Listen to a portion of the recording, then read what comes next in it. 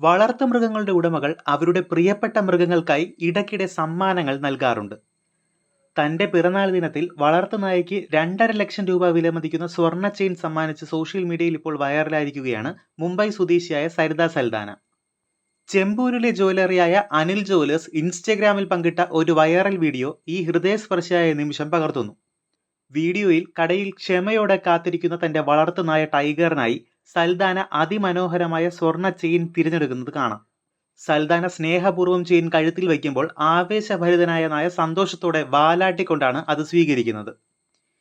ഈ video social മീഡിയയെ ആകർഷിച്ചു.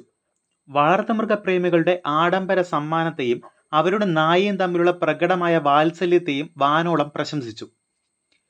പ്രണയവും ഹൃദയവും നിറഞ്ഞ ഇമോജികളാണ് വീഡിയോയ്ക്ക് താഴെ കമന്റ് ബോക്സിൽ നിറയുന്നത്. കമന്റുകളിലേറെയും ക്യൂട്ടെന്നാണ് വിശേഷിപ്പിച്ചത്.